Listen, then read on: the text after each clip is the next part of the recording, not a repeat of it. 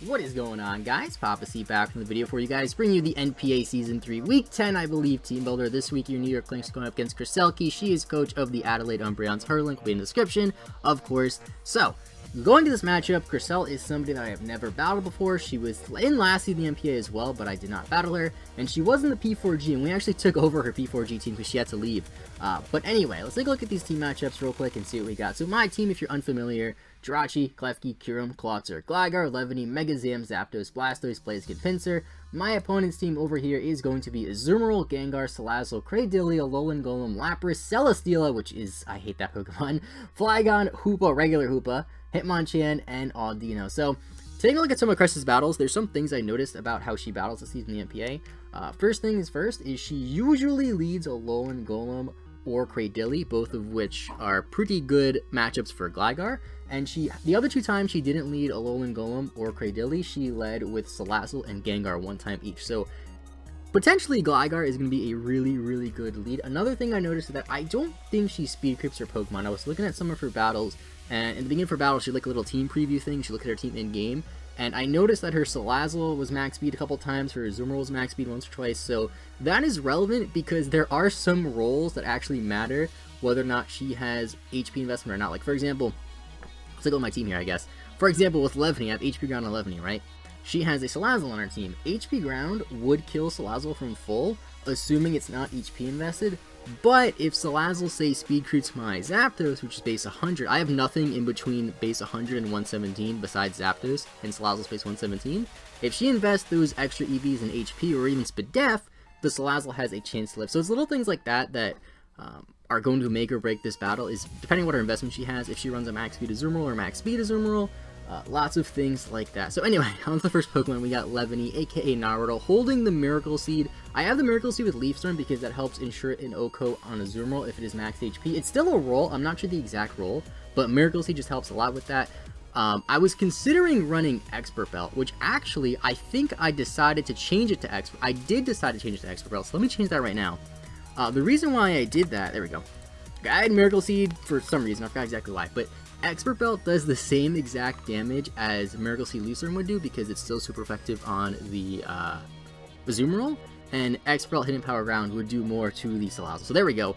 I guess Expert Belt Knockoff would do more to the Gengar as well. Knockoff and Stick Web are just kind of there for no reason. I mean, Knockoff is nice, like just to click it on a predicted switch, and then Stick Web is there because why not? It's really not that important. However, it would be nice to outspeed that Gengar, outspeed that Salazzle, things like that.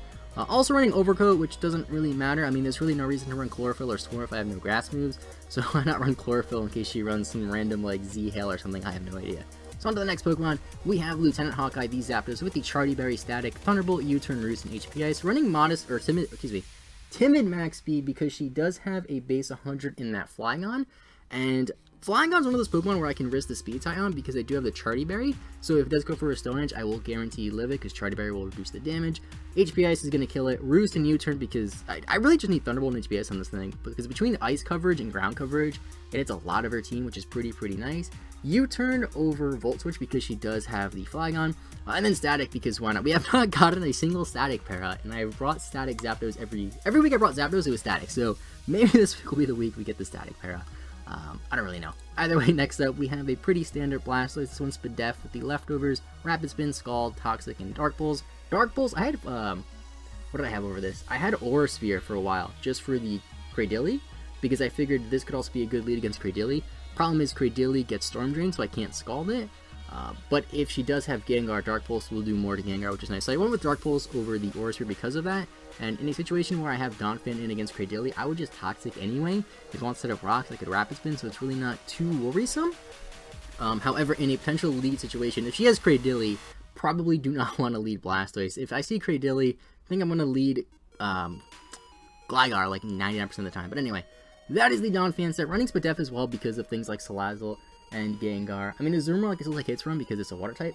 And Hoopa as well. I forgot about Hoopa. She did run Trick Room Hoopa once, which is kind of scary because Trick Room, first 2 weeks I played against Trick Room, and I just struggle really hard against Trick Room, so hopefully she doesn't bring that. Next up, we have Blaziken Eldorado V with the Black Belt, so I can power up that High Jump Kick, Agility, Flare Blitz, High Jump Kick, and Earthquake.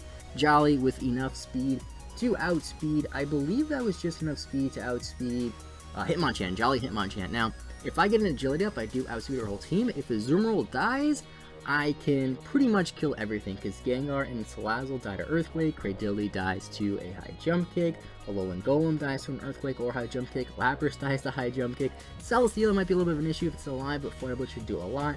Flygon actually takes a lot of damage from a jump kick. Hoopa would probably die to a Flare Blitz because it's pretty frail. Hitmonchan, I'm not sure if it would kill that. And then Audino, it would die to a high jump kick, which is pretty nice. Alright, sorry about that awkward cut, but that's Blaziken. Then on to the next Pokemon. We have Mocha, the Gligar with the Eviolite and the immunity ability, because I figured it was really the only usable ability in this matchup.